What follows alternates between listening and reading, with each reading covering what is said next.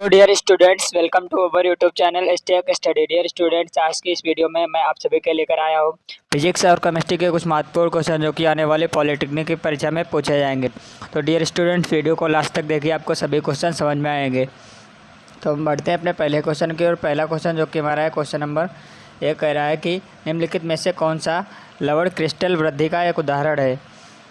Option number ए हमारे पास है रासायनिक अपक्षय, ऑप्शन नंबर बी हमारे पास है भौतिक अपक्षय, ऑप्शन नंबर सी हमारे पास है जैविक अपक्षय और ऑप्शन नंबर डी हमारे पास है जैविक और रासायनिक अपक्षय।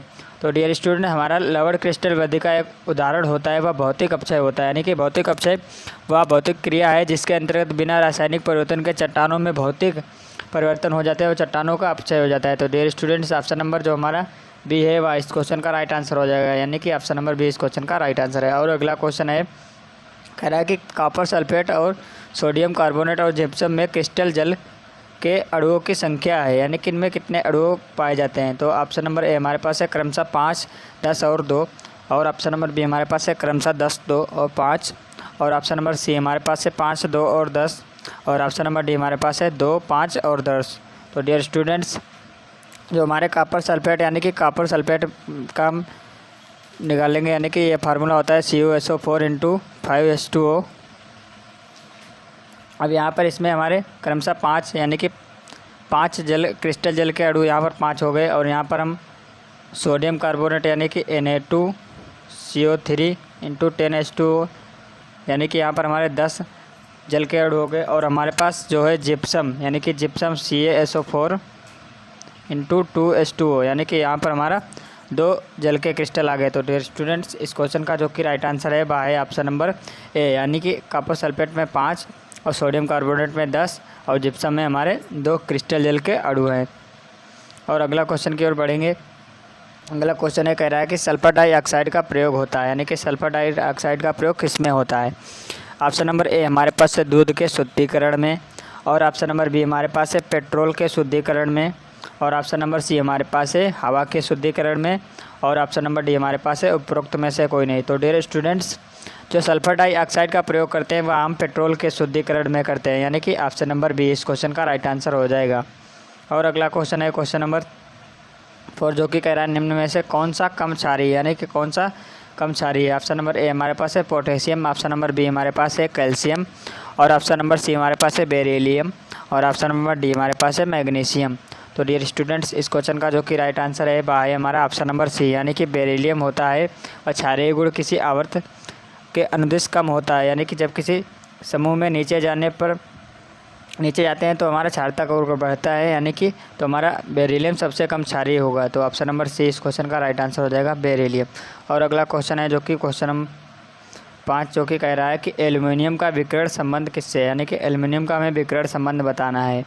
तो एल्युमिनियम का विकिरण संबंध बताएंगे तो यहाँ पर Li और बेरिलियम और बोरान और कार्बन और हमारे पास हो जाएगा पहला, दूसरा आवर्त ये हमारे पास है और तीसरा आवर्त होता है यानी कि Na, Mg, Al और Si, यानी कि सोडियम, मैग्नीशियम, एल्युमिनियम और सिलिकॉन।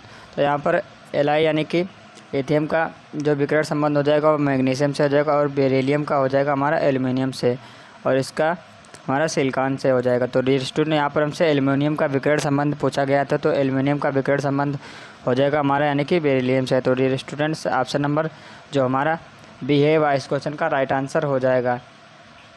और अगला क्वेश्चन की ओर बढ़ेंगे। अगला क्वेश्चन कह रहा है कि 1s2, 2s2, 2p6, 3s2 electronic विन्यास वाला तत्व होगा, यानी कि कौन से तत्व का इनका ये इलेक्ट्रॉनिक विन्यास होता है। ऑप्शन नंबर ए हमारे पास है धातु, ऑप्शन नंबर बी हमारे पास है अधातु और ऑप्शन नंबर सी हमारे पास है अक्रिय गैस और ऑप्शन नंबर डी हमारे पास है इनमें से कोई नहीं।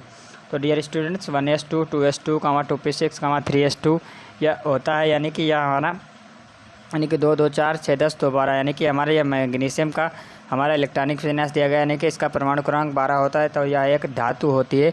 तो डियर स्टूडेंट, यह धातु का इलेक्ट्रॉनिक विन्यास होगा। तो ऑप्शन नंबर ए इस क्वेश्चन का राइट आंसर हो जाएगा, यानी कि धातु। और अगले क्वेश्चन की ओर बढ़ेंगे। अगला क्वेश्चन जो कि कह रहा है कि यूरेनियम सदस्य यानी कि यूरेनियम किस श्रेणी का सदस्य है। जो ऑप्शन नंबर ए हमारे पास है कह रहा है कि एक्टेनाइड श्रेणी का, ऑप्शन नंबर बी हमारे पास कह रहा है संक्रमण श्रेणी का और ऑप्शन नंबर सी हमारे पास है सेकंड यानी कि द्वितीय आवृत्त का। और ऑप्शन नंबर जो हमारा डी है वह कह रहा है यानी कि 6 आवृत्त का। तो डियर स्टूडेंट्स, इस क्वेश्चन का जो कि राइट आंसर हो जाएगा वह हो जाएगा हमारे पास ऑप्शन नंबर ए, यानी कि यूरेनियम हमारा एक्टिनाइड श्रेणी का तत्व होता है। यानी कि एक्टिनाइड श्रेणी के और तत्व होते हैं यानी कि 90 थोरियम और 91 ये और हमारा 92 यूरेनियम, यानी कि यूरेनियम हमारा एक्टिनाइड श्रेणी का तत्व होता है। बाकी ये 3 हमारे यूरेनियम श्रेणी के तत्व होते हैं। तो ऑप्शन नंबर ए इस क्वेश्चन का राइट आंसर हो जाएगा। अगला क्वेश्चन हमारे पास कह रहा है कि अभिक्रिया CH3COOH + 2H Li यानी कि लिथियम एल्युमिनियम और H4 ईथर यानी कि ईथर उत्प्रेरक प्रयोग किया जाता है या यानी कि इसका उत्पाद कौन सा बनेगा, यानी कि या कौन सा उत्पाद बनाएगी। तो यहाँ पर जो हमारा CH3COOH है हमारा यह CHO यानी कि CH3CHO में टूट जाएगा और या इसे हम लिख सकते हैं C2H3 OH। तो डियर स्टूडेंट्स, इस क्वेश्चन का जो हमारा राइट आंसर है वह है हमारा ऑप्शन नंबर डी यानी कि C2H3 OH। और अगले क्वेश्चन की ओर बढ़ेंगे। अगला क्वेश्चन है जो कि कह रहा है कि रदरफोर्ड का अल्फा कण प्रकीर्णन प्रयोग निम्नलिखित में से किसकी खोज के लिए उत्तरदायी था। यानी कि रदरफोर्ड ने अल्फा कण प्रकीर्णन किया था, उससे किसकी खोज हुई थी। ऑप्शन नंबर ए हमारे पास है इलेक्ट्रॉन, ऑप्शन नंबर बी हमारे पास है प्रोटॉन और ऑप्शन नंबर सी हमारे पास है नाभिक, परमाणु नाभिक और ऑप्शन नंबर डी हमारे पास है न्यूट्रॉन। तो डियर स्टूडेंट्स, इस क्वेश्चन का जो हमारा राइट आंसर हो जाएगा वह हो जाएगा ऑप्शन नंबर सी, यानी कि रदरफोर्ड ने जो हमारा अल्फा का प्रकीर्णन किया था उससे परमाणु नाभिक की खोज हुई थी। तो ऑप्शन नंबर सी इस क्वेश्चन का राइट आंसर है। और अगला क्वेश्चन है, क्वेश्चन कह रहा है कि एल्केन यानी कि एल्केन का CnH2n+2 वाले सामान्य सूत्र के यौगिक का चौथा सदस्य क्या होगा। यानी कि यहाँ पर चौथा सदस्य पूछ रहा है। तो यहाँ पर n बराबर हम 4 रखेंगे तो ये हो जाएगा यानी कि C4 और यहाँ पर H8 और +2 यानी कि C4 चौथा सदस्य पूछ रहा था, इसलिए हमने n बराबर 4 रख दिया। तो हमारा H हमारा हो गया H10। तो डियर स्टूडेंट्स, यहाँ पर इस क्वेश्चन का जो कि राइट आंसर है वह है ऑप्शन नंबर डी, यानी कि हमारा ये ब्यूटेन बन गया। तो आप और अगला क्वेश्चन सॉल्व करेंगे। अगला क्वेश्चन हमारे पास कह रहा है कि बुझा चूना यानी कि CaOH का वोल्टाइज बनाने के लिए बिना बुझे चूने की जल के साथ अभिक्रिया किसका उदाहरण है। यानी कि ये कौन सी अभिक्रिया होती है। ऑप्शन नंबर ए हमारे पास है विस्थापन अभिक्रिया और ऑप्शन नंबर बी हमारे पास है ऊष्मा शोषी अभिक्रिया और ऑप्शन नंबर सी हमारे पास है अपघटन अभिक्रिया और ऑप्शन नंबर डी हमारे पास है ऊष्मा क्षेपी अभिक्रिया। तो डियर स्टूडेंट्स, से हमारा बुझा चूना बनाने की जो अभिक्रिया होती है वह हमारी एक ऊष्मा क्षेपी अभिक्रिया होती है, क्योंकि इसमें ऊर्जा मुक्त होती है यानी कि एनर्जी रिलीज होती है। तो ऑप्शन नंबर डी इस क्वेश्चन का राइट आंसर हो जाएगा। और अगले क्वेश्चन की ओर बढ़ेंगे। अगला क्वेश्चन हमारा है जो कि कह रहा है कि CH3×CH2×COOH का IUPAC नाम है, यानी कि इसका IUPAC नाम हमें बताना है। तो ऑप्शन नंबर ए हमारे पास है मेथेनॉल, ऑप्शन नंबर बी हमारे पास है एथेनॉल, ऑप्शन नंबर सी हमारे पास है प्रोपेनोइक अम्ल, ऑप्शन नंबर डी हमारे पास है इनमें से कोई नहीं। तो यहाँ पर हम इसका नंबरिंग कर लेंगे। तो हमारे पास कार्बन 1, कार्बन 2 और कार्बन 3 तो हो जाएगा मेथ एथ प्रोप यानी कि प्रोप हो जाएगा, यानी कि प्रोपेन हो जाएगा और प्लस यानी कि OOH लगा है तो हो जाएगा ओइक और एसिड यानी कि प्रोपेन यानी कि प्रोपेनोइक अम्ल यानी कि। तो ऑप्शन नंबर सी इस क्वेश्चन का राइट आंसर हो जाएगा प्रोपेनोइक अम्ल। और अगला क्वेश्चन है, अगला क्वेश्चन जो कि कह रहा है कि सैपोनिफिकेशन एक प्रक्रिया है या कौन सी प्रक्रिया। ऑप्शन नंबर ए हमारे पास है साबुन बनाने की, ऑप्शन नंबर बी हमारे पास है डिटर्जेंट बनाने की, ऑप्शन नंबर सी हमारे पास है जैम बनाने की और ऑप्शन नंबर जो हमारा है डी इनमें से कोई नहीं। तो डियर स्टूडेंट्स, इस क्वेश्चन का जो राइट आंसर है वह है हमारा ऑप्शन नंबर ए, यानी कि हमारी साबुन बनाने की अभिक्रिया होती है। सैपोनिफिकेशन एक अभिक्रिया होती है।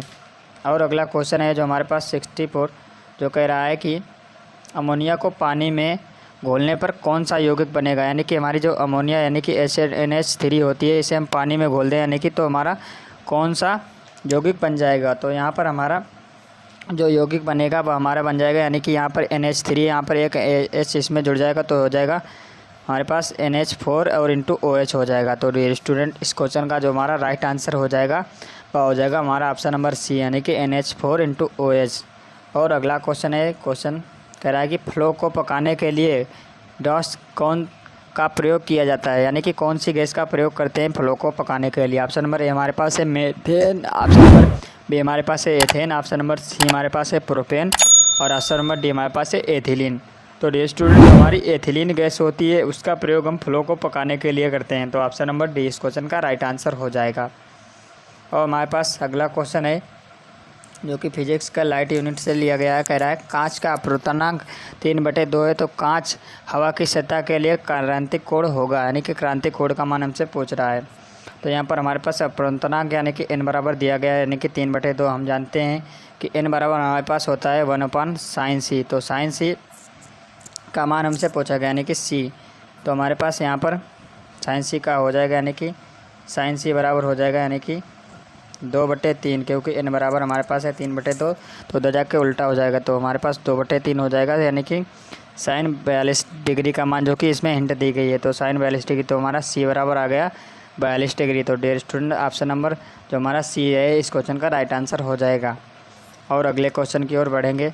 अगला क्वेश्चन जो कि कह रहा है निम्न में से कौन सा नियम प्रेरित विद्युत वाहक बल की दिशा को बताता है। ऑप्शन नंबर ए हमारे पास है एम्पियर का नियम। ऑप्शन नंबर बी हमारे पास है फ्लेमिंग का राइट हैंड नियम। ऑप्शन नंबर सी हमारे पास है फ्लेमिंग का लेफ्ट हैंड नियम। ऑप्शन नंबर डी हमारे पास है फ्लेमिंग का क्रॉक स्क्रू नियम। तो डी स्टूडेंट्स इस क्वेश्चन का जो कि राइट आंसर हो जाएगा वह हो जाएगा हमारा ऑप्शन नंबर बी, यानी कि हमें बल की दिशा ज्ञात करने के लिए फ्लेमिंग का राइट हैंड का नियम प्रयोग में करते हैं, यानी कि दाएं हाथ का नियम प्रयोग में लाया जाता है। और अगला क्वेश्चन है जो कि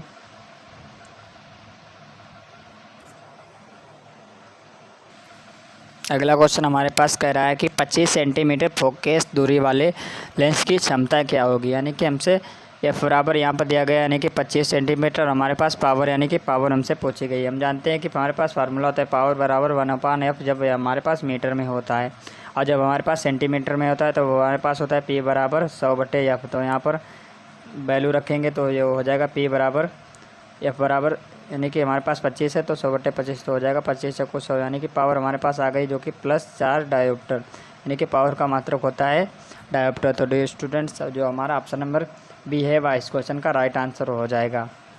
और अगले क्वेश्चन की ओर बढ़ेंगे। अगला क्वेश्चन कह रहा है कि एक डाइन, यानी कि जो डाइन हमारा होता है CGS पद्धति में बल का मात्रक होता है तो वह किसके बराबर होता है, यानी कि इसका मान हमसे पूछा गया है। तो एक डाइन हमारा होता है वह हमारे पास 10⁻⁵ kg मीटर 5 सेकंड स्क्वायर का मान के बराबर होता है। तो D students option number D इस क्वेश्चन का राइट आंसर हो जाएगा, यह आप लोग याद रखिए। और अगला क्वेश्चन है कह रहा है कि जब लघु परिपथ यानी कि जब शॉर्ट सर्किट की दशा घटित होती है तो परिपथ में धारा ऑप्शन नंबर ए हमारे पास से 0 हो जाती है। ऑप्शन नंबर बी हमारे पास से स्थिर बनी रहती है। ऑप्शन नंबर सी हमारे पास से पर्याप्त रूप से बढ़ती है। और ऑप्शन नंबर जो हमारा डी है वह कह रहा है कि यादृच्छिक रूप से परिवर्तित होती रहती है। तो डी स्टूडेंट जब हमारा शॉर्ट सर्किट हो जाता है तो परिपथ में धारा यानी कि प्रतिरोध 0 हो जाता है। तो प्रतिरोध 0 होने के अनुसार इसमें धारा इन्फिनिटी हो जाती है, क्योंकि आई हमारी यहाँ पर शॉर्ट सर्किट हो जाती है तो आई बराबर V/R होता है। तो हमारे पास R बराबर 0 हो जाएगा क्योंकि धारा शॉर्ट सर्किट हो जाएगी, तो हमारा आई बराबर R इन्फिनिटी हो जाएगा। तो परिपथ में हमारी धारा यानी कि पर्याप्त रूप से बढ़ जाती है। तो ऑप्शन नंबर जो हमारा सी है वह इस क्वेश्चन का राइट आंसर हो जाएगा। और अगला क्वेश्चन है, अगला क्वेश्चन कह रहा है कि फैराडे के नियम के अनुसार कौन सा कथन सत्य होगा। ऑप्शन नंबर ए हमारे पास है E बराबर +N/dt और ऑप्शन नंबर बी हमारे पास है E बराबर -N/dt। ऑप्शन नंबर सी हमारे पास है E बराबर -1/N/dt और ऑप्शन नंबर डी हमारे पास है E बराबर -N/dt/d∅। तो डी स्टूडेंट जो हमारा फैराडे के नियम के अनुसार, यानी कि फैराडे का नियम होता है किसी परिपथ में प्रेरित विद्युत वाहक बल अथवा प्रेरित धारक की दिशा सदैव इस प्रकार होती है कि वह उस कारण का विरोध करती है जिससे कि वह उत्पन्न होती है, यानी कि E बराबर हमारे पास होगा -N/dt। तो डी स्टूडेंट इस क्वेश्चन का जो कि राइट आंसर हो जाएगा वह हो जाएगा हमारा ऑप्शन नंबर बी, यानी कि E बराबर -N/dt। और अगला क्वेश्चन है, अगला क्वेश्चन जो कि कह रहा है कि निम्नलिखित में से कौन सा संरक्षी बल नहीं है, यानी कि संरक्षी बल हमसे पता करना है। तो यहाँ पर ऑप्शन नंबर ए हमारे पास है घर्षण बल, ऑप्शन नंबर बी हमारे पास है विद्युत बल, ऑप्शन नंबर सी हमारे पास है गुरुत्वीय बल, ऑप्शन नंबर डी हमारे पास है कमानी या स्प्रिंग बल। तो डी स्टूडेंट्स इस क्वेश्चन का जो कि राइट आंसर हो जाएगा वह हो जाएगा हमारे पास ऑप्शन नंबर ए, यानी कि जो हमारा घर्षण बल होता है वह संरक्षी बल नहीं होता है। तो ऑप्शन नंबर ए इस क्वेश्चन का राइट आंसर हो जाएगा। और अगले क्वेश्चन की ओर बढ़ेंगे। अगला क्वेश्चन है जो कि कह रहा है कि किसी कार्य को 1 जूल कब कहा जाता है, यानी कि 1 जूल कब कार्य कहेंगे। तो ऑप्शन नंबर ए हमारे पास है, कह रहा है कि जब 4 न्यूटन बल को किसी वस्तु को 25 सेंटीमीटर विस्थापित किया जाता है। और ऑप्शन नंबर बी हमारे पास कह रहा है कि जब 2 न्यूटन बल किसी वस्तु को 1 मीटर विस्थापित करता है। और ऑप्शन नंबर सी हमारे पास कह रहा है कि जब 1 न्यूटन बल किसी वस्तु को 1 सेंटीमीटर विस्थापित करता है। और ऑप्शन नंबर डी जो हमारा कह रहा है कि जब 1 न्यूटन बल किसी वस्तु को 50 सेंटीमीटर विस्थापित करता है। तो डियर स्टूडेंट्स, जो हमारा इस क्वेश्चन का जो कि राइट आंसर हो जाएगा वह हो जाएगा ऑप्शन नंबर ए, यानी कि जब हम 4 न्यूटन बल को किसी वस्तु को 25 सेंटीमीटर विस्थापित करते हैं तो हमारा 1 जूल कार्य कहलाता है। तो डियर स्टूडेंट्स, ऑप्शन नंबर जो हमारा 1 है वह इस क्वेश्चन का राइट आंसर हो जाएगा ऑप्शन नंबर ए। अगला क्वेश्चन हमारे पास कह रहा है कि 2 सदिशों का परिणामी अधिकतम होगा, यानी कि 2 सदिशों का रिजल्टेंट अधिकतम होगा जब उनके बीच का कोण क्या हो, यानी कि जब उनके बीच कोण ऑप्शन नंबर ए हमारे पास है 0 डिग्री हो, ऑप्शन नंबर बी हमारे पास है 60 डिग्री हो, ऑप्शन नंबर सी हमारे पास है 90 डिग्री हो, ऑप्शन नंबर डी हमारे पास है 30 डिग्री हो। तो डियर स्टूडेंट्स, हम जानते हैं कि हमारा यानी कि परिणामी बल का हमारे पास फार्मूला होता है R बराबर √a² + b² + 2ab cos theta. तो यहाँ पर R यानी कि मैक्सिमम निकालने के लिए R बराबर हो जाएगा a + b। तो यहाँ पर हमारे पास थीटा बराबर जब 0 डिग्री होगा तो हमारे पास जो हमारा सदिशों का परिणामी अधिकतम होगा। तो ऑप्शन नंबर जो हमारा ए हो जाएगा वह इस क्वेश्चन का राइट आंसर हो जाएगा। और अगले क्वेश्चन की ओर बढ़ेंगे। अगला क्वेश्चन कह रहा है कि बंद की, यानी कि बंद की को प्रदर्शित किया जाता है। ऑप्शन नंबर ए हमारे पास है, ये सिंबल दिया गया। ऑप्शन नंबर बी हमारे पास है, ये सिंबल दिया गया। ऑप्शन नंबर सी हमारे पास ये सिंबल दिया गया। ऑप्शन नंबर डी हमारे पास है, इनमें से कोई नहीं। तो डियर स्टूडेंट्स, यहाँ पर हमारा जो बंद की को दर्शाता है वह ऑप्शन नंबर सी दर्शाता है, यानी कि हमारी बंद की है और इसे हम निकाल दें, यानी कि इस पॉइंट को निकाल दें तो हमारी ये चालू की हो जाएगी। यहाँ पर करंट फ्लो हो रही है और ये यहाँ पर बंद हो रही है। तो ऑप्शन नंबर सी इस क्वेश्चन का राइट आंसर हो जाएगा। और अगला क्वेश्चन हमारे पास कह रहा है कि सही संबंध है, यानी कि सही संबंध कौन सा है। ऑप्शन नंबर ए हमारे पास है टाइप बराबर F/d। ऑप्शन नंबर बी हमारे पास है टाउ बराबर F/d। ऑप्शन नंबर सी हमारे पास है टाउ बराबर F/d। और ऑप्शन नंबर डी हमारे पास है टाउ बराबर F-d। तो डी स्टूडेंट, ऑप्शन नंबर जो हमारा ए है वह सही संबंध होगा, यानी कि टाउ बराबर F/d, यानी कि बल आघूर्ण टाउ बराबर बल इंटू लंबवत दूरी होता है। तो ऑप्शन नंबर ए इस क्वेश्चन का राइट आंसर हो जाएगा। और अगला क्वेश्चन कह रहा है कि बल आघूर्ण, यानी कि बल आघूर्ण क्या कहलाता है। ऑप्शन नंबर ए हमारे पास है बल आघूर्ण। ऑप्शन नंबर बी हमारे पास है आवेश। ऑप्शन नंबर सी हमारे पास है किया गया कार्य। ऑप्शन नंबर डी हमारे पास है इनमें से कोई नहीं। तो हमारे पास टाउ बराबर मैंने अभी फार्मूला पढ़ा, यानी कि F/d होता है, यानी कि बल इंटू किया गया कार्य, यानी कि F/d, यानी कि किया गया कार्य। तो dear student, option number c इस क्वेश्चन का राइट आंसर हो जाएगा, ऑप्शन नंबर सी। और अगले क्वेश्चन की ओर बढ़ेंगे। अगला क्वेश्चन कह रहा है उत्प्लावकता क्या है, यानी कि उत्प्लावकता क्या होती है। ऑप्शन नंबर ए हमारे पास है ऊर्ध्वमुखी दाब।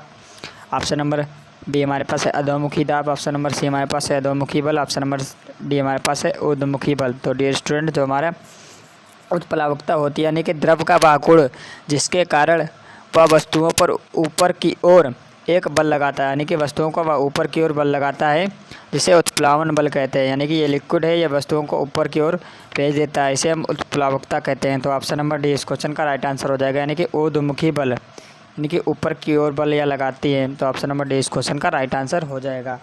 और अगले क्वेश्चन की ओर बढ़ेंगे। अगला क्वेश्चन जो कि है हमारे पास कह रहा है कि हमारे पास परिपथ दिया, इसमें कह रहा है कि चित्र में ए और बी के बीच तुल्यांकी प्रतिरोध, यानी कि रिजल्टेंट रेजिस्टेंस होगा। तो यहाँ पर इसे सर्किट दिया गया है, इसे सॉल्व करेंगे। तो यहाँ पर ये 2 ओम है, यहाँ पर ये 2 ओम है, ये समांतर क्रम में दिए गए। तो समांतर क्रम में हमारे पास फार्मूला होता है, यानी कि R1 × R2 plus R1 plus R2, यानी कि ये शॉर्ट फार्मूला आता है जब 2 प्रतिरोध समांतर में दिए होते हैं। तो यहाँ पर हो जाएगा 2 × 2, यानी कि तो 2 4 + 2 + 2, यानी कि 4/4। तो डियर स्टूडेंट, इसका रिजल्टेंट हमारा 1 ओम आ गया। तो डियर स्टूडेंट्स, जो हमारा ऑप्शन नंबर पी है वह इस क्वेश्चन का राइट आंसर हो जाएगा। और अगला क्वेश्चन है जो कि कह रहा है कि किसी प्रत्यावर्ती धारा की, यानी कि किसी अल्टरनेटिंग करंट की आवर्ती 3 वोल्टेज है, इसका क्या मतलब है। यानी कि इसका आशय क्या है। ऑप्शन नंबर हमारे पास है, इसमें आवृत्ति 6 साइकिल पर सेकंड है। ऑप्शन नंबर बी हमारे पास है, इसमें आवृत्ति 3 साइकिल पर सेकंड है। और ऑप्शन नंबर जो हमारा सी है वह कह रहा है इसमें आवृत्ति 2 साइकिल पर सेकंड है। और ऑप्शन नंबर डी हमारे पास कह रहा है इसमें आवृत्ति केवल 1 साइकिल पर सेकंड है। तो डियर स्टूडेंट, जो हमारे आवृत्ति से तात्पर्य होता है यानी कि आवृत्ति किसी बिंदु से प्रति सेकंड गुजरने वाले चक्रों की संख्या से है। तो चूँकि प्रश्न में प्रत्यावर्ती धारा की आवृत्ति 3 हट जाता, प्रति सेकंड 3 चक्कर किसी बिंदु से गुजरेंगे। तो हमारा ऑप्शन नंबर बी इस क्वेश्चन का राइट आंसर हो जाएगा, यानी कि 3 हट जाने की 3 साइकिल प्रति सेकंड। और अगला क्वेश्चन हमारे पास है, कह रहा है कि ओम के नियम के अनुसार विभवांतर तथा धारा में सही संबंध कौन सा है, यानी कि सही रिलेशन हमें पता करना है। ऑप्शन नंबर ए हमारे पास है V समानुपाती I, ऑप्शन नंबर बी हमारे पास है V समानुपाती I/Q, और ऑप्शन नंबर सी हमारे पास है V समानुपाती 1/I, ऑप्शन नंबर डी हमारे पास है इनमें से कोई नहीं। तो डियर स्टूडेंट्स, ओम का नियम होता है, ओम के नियम के अनुसार हमारा V समानुपाती I होता है, यानी कि तो ऑप्शन नंबर ए इस क्वेश्चन का राइट आंसर हो जाएगा। जब समानुपाती का निशान हटेगा तो हमारे पास R यानी कि R कांस्टेंट आ जाएगा, यानी कि इसे हम रेजिस्टेंस कहते हैं। तो V बराबर IR निकल कर आ जाएगा। तो dear student, option number A इस क्वेश्चन का राइट आंसर है। और अगला क्वेश्चन है हमारे पास, जो कि कह रहा है कि यदि 2 प्रतिरोधक R1 तथा R2 एक श्रेणी क्रम में जुड़े हों तो उनका तुल्यांक प्रतिरोध R का मान होगा, यानी कि उनका R मान किस प्रकार ज्ञात करेंगे। तो हमारे पास ऑप्शन नंबर है हमारे पास है R1 minus R2, option number B हमारे पास है R1 into R2, option number C हमारे पास है R1 plus R2, option number D हमारे पास है 1/R1 प्लस 1/R2। तो डियर स्टूडेंट, जब हमारे प्रतिरोध यानी कि श्रेणी में जुड़े होते हैं तब उनका इक्विवेलेंट निकाल, लेकिन हम इनको सिंपली जोड़ देते हैं, तो आप यानी कि R1 प्लस R2 कर देंगे। तो ऑप्शन नंबर सी इस क्वेश्चन का राइट आंसर हो जाएगा। और अगला क्वेश्चन है, जो कि हमारे पास कह रहा है कि विद्युत ऊर्जा का मान क्या होगा, यानी कि इलेक्ट्रिकल एनर्जी का मान क्या होगा।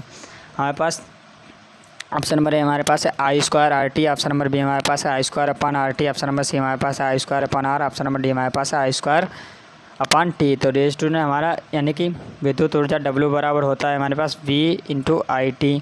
तो यहाँ पर हमारे पास V बराबर IR होता है, तो W बराबर हो जाएगा यानी कि I² into R into T। तो हमारी इलेक्ट्रिकल ऊर्जा यानी कि विद्युत ऊर्जा हो जाएगी ऑप्शन नंबर ए, यानी कि I² इंटू RT हो जाएगा। तो ऑप्शन नंबर ए इस क्वेश्चन का राइट आंसर हो जाएगा। और अगला क्वेश्चन है, जो कि सॉल्व करेंगे, कह रहा है कि 2 मिनट के लिए प्रतिरोधक तार को 12 वोल्ट के साथ जोड़ने पर 3 एम्पेयर की धारा प्रवाहित होती है, तो तार में ऊर्जा होगी, यानी कि तार में हमें ऊर्जा पता करनी है। यहाँ पर हमारे पास समय दिया गया है, इसे सॉल्व करेंगे तो t बराबर हमारे पास 2 मिनट, तो इसे सेकंड में बदलेंगे तो हमारे पास हो जाएगा 60, यानी कि 60 से गुणा करेंगे तो 120 सेकंड हो जाएगा। अब b बराबर हमारे पास है 12 वोल्ट, यानी कि b बराबर 12 वोल्ट है हमारे पास, और I बराबर हमारे पास है 3.5 एम्पियर। तो हमारे पास तार में ऊर्जा यानी कि एनर्जी हमारे पास हो जाएगी V into I into T. तो यहाँ पर इसको गुणा करेंगे तो हो जाएगा 12 इंटू 3.5 इंटू 120। तो इसे जो गुणा करेंगे तो हमारा आ जाएगा यानी कि 5040 जूल। तो डियर स्टूडेंट, ऑप्शन नंबर जो हमारा बी है वह इस क्वेश्चन का राइट आंसर हो जाएगा, यानी कि 5040 जूल। और अगले क्वेश्चन की ओर बढ़ेंगे। अगला क्वेश्चन हमारे पास कह रहा है कि कूलाम बटे सेकंड बराबर है, यानी कि कूलाम बटे यानी कि Q/S किसके बराबर है। ऑप्शन नंबर ए हमारे पास है वोल्ट, ऑप्शन नंबर बी हमारे पास है ओम के, ऑप्शन नंबर सी हमारे पास है वाट के, ऑप्शन नंबर डी हमारे पास है एम्पियर के। तो डियर स्टूडेंट, इस क्वेश्चन का जो कि राइट आंसर हो जाएगा, यानी कि I बराबर हमारे पास होता है Q/T, यानी कि कूलाम बटे सेकेंड, यानी कि Q का आवेश का मात्रक हमारे पास कूलाम होता है और T यानी कि समय का मात्रक सेकेंड होता है। तो हमारे पास करंट निकल कर आ जाती है, यानी कि एम्पियर के यह बराबर हो जाएगा। तो ऑप्शन नंबर डी इस क्वेश्चन का राइट आंसर हो जाएगा। और अगला क्वेश्चन हमारे पास है, कह रहा है कि उर्वरक के रूप में निम्नलिखित में से किसे प्रयुक्त नहीं किया जाता है, यानी कि फर्टिलाइजर के रूप में किसे प्रयुक्त नहीं कर सकते हैं। ऑप्शन नंबर ए हमारे पास है ammonium nitrate, option number B हमारे पास है ammonium sulphide, option number C हमारे पास है ammonium phosphate, option number D हमारे पास है अमोनियम सल्फेट। तो डियर स्टूडेंट्स, इस क्वेश्चन का जो हमारा राइट आंसर हो जाएगा वह हो जाएगा ऑप्शन नंबर बी, यानी कि जो अमोनियम सल्फाइड होता है उसे हम उर्वरक के रूप में प्रयुक्त नहीं किया जाता है। और अगला क्वेश्चन है हमारे पास, कह रहा है कि जब प्रतिबिंब अनंत पर बनता है तो दूरदर्शी की आवर्धन क्षमता बराबर होती है, यानी कि दूरदर्शी की आवर्धन क्षमता क्या होती है। तो हमारे पास जब प्रतिबिंब अनंत पर बनता है तो दूरदर्शी की जो हमारी आवर्धन क्षमता होती है -FO/FE हो जाती है। तो ऑप्शन नंबर जो हमारा ए है वह इस क्वेश्चन का राइट आंसर हो जाएगा, यानी कि -FO/FE के बराबर हो जाती है। और अगला क्वेश्चन है हमारे पास, कह रहा है कि कोण जो कोई वस्तु हमारी आंख पर बनती है कहलाता है। यानी कि जब कोई वस्तु हमारी आंख पर बनाया गया कोण वह दर्शन कोण कहलाता है, यानी कि विजिबल एंगल वह कहलाता है। तो ऑप्शन नंबर ए हमारे पास समकोण है, ऑप्शन नंबर बी हमारे पास है दर्शन कोण। तो दर्शन कोण इस क्वेश्चन का राइट आंसर हो जाएगा। और अगला क्वेश्चन हमारे पास ये कह रहा है कि निम्नलिखित में से कौन सा रासायनिक परिवर्तन है। ऑप्शन नंबर ए हमारे पास है जल में शर्करा का घुलना, ऑप्शन नंबर बी हमारे पास है बर्फ़ का पिघलना, ऑप्शन नंबर सी हमारे पास है क्रिस्टलन और ऑप्शन नंबर डी हमारे पास है दूध का खट्टा हो जाना। तो डियर स्टूडेंट इस क्वेश्चन का जो कि राइट आंसर हो जाएगा वह हो जाएगा हमारा ऑप्शन नंबर डी, यानी कि जो दूध का खट्टा हो जाता है वह रासायनिक परिवर्तन के कारण हो जाता है। और अगला क्वेश्चन हमारे पास ये कह रहा है कि क्षारीय विलयन का pH मान होता है, यानी कि क्षारीय विलयन का pH मान कितना होता है। तो डियर स्टूडेंट जो हमारा pH पैमाना होता है यानी कि 0 से हमारा यानी कि 14 तक होता है, यानी कि 7 और 7 के नियरेस्ट हमारा यानी कि इधर हमारा अम्लीय होता है, इधर क्षारीय होता है, यानी कि 7 से अधिक क्षारीय हो जाएगा और 7 से कम अम्लीय हो जाएगा। तो डियर स्टूडेंट हमारा इस क्वेश्चन का राइट आंसर हो जाएगा वह हो जाएगा हमारा ऑप्शन नंबर बी, यानी कि क्षारीय विलयन का pH मान 7 से अधिक होगा। हमारे पास कह रहा है कि नौसादर का रासायनिक नाम क्या है, यानी कि नौसादर का रासायनिक नाम हमसे पूछा गया। ऑप्शन नंबर ए हमारे पास है ammonium chloride, option number B हमारे पास है ammonium fluoride, option number C हमारे पास है ammonium bromide, option number D हमारे पास है अमोनियम आयोडाइड। तो हमारे पास जो नौसादर बनता है यानी कि अमोनिया प्लस हाइड्रोक्लोरिक अम्ल की क्रिया कराते हैं तो हमारे पास NH4Cl का निर्माण होता है, तो इसे नौसादर के नाम से जानते हैं। तो डियर स्टूडेंट जो हमारा नौसादर हो जाएगा यानी कि अमोनियम क्लोराइड हो जाएगा। तो ऑप्शन नंबर ए इस क्वेश्चन का राइट आंसर हो जाएगा। और अगला क्वेश्चन हमारे पास कह रहा है कि क्लोरोफार्म को बनाने में क्या प्रयुक्त होता है, यानी कि क्लोरोफार्म बनाते हैं तो किसे यूज में लाए जाते हैं।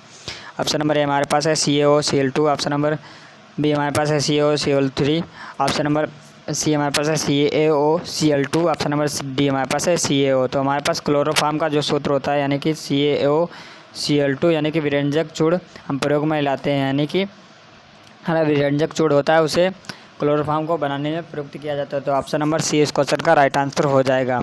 और क्लोरोफार्म जो हमारी होती है यानी कि CHCl3 हमारे क्लोरोफार्म बन जाती है, यानी कि CHCl3 हमारे क्लोरोफार्म होती है। और अगला क्वेश्चन हमारे पास कह रहा है कि निम्नलिखित में से कौन सा एक परमाणु यानी कि मोनोटोमिक तत्व नहीं है। ऑप्शन नंबर ए हमारे पास है कॉपर, ऑप्शन नंबर बी हमारे पास है helium, option number D C हमारे पास है आयोडीन, ऑप्शन नंबर डी हमारे पास है बेरियम।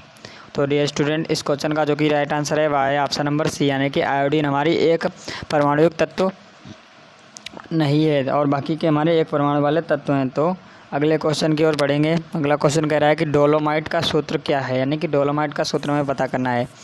ऑप्शन नंबर ए हमारे पास है MgCO2 × CaCO3, option number B हमारे पास है MgCO3 × CaCO2, option number C हमारे पास है MgCO3 × CaCO3, option number D हमारे पास है Mg × CaCO3। तो स्टूडेंट इस क्वेश्चन का जो कि राइट आंसर हो जाएगा वह हो जाएगा ऑप्शन नंबर सी, यानी कि डोलोमाइट का सूत्र होता है MgCO3 × CaCO3। तो ये आप लोग याद रखिए। और अगला क्वेश्चन है कह रहा है कि प्रगलन के लिए प्रयुक्त भट्टी है, यानी कि प्रगलन के लिए कौन सी भट्टी प्रयोग में लाई जाती है। ऑप्शन नंबर ए हमारे पास है परावर्तनीय भट्टी, ऑप्शन नंबर बी हमारे पास है मफल भट्टी, ऑप्शन नंबर सी हमारे पास है सीमेंट मार्टिन खुली भट्टी, ऑप्शन नंबर डी हमारे पास है वात्या भट्टी।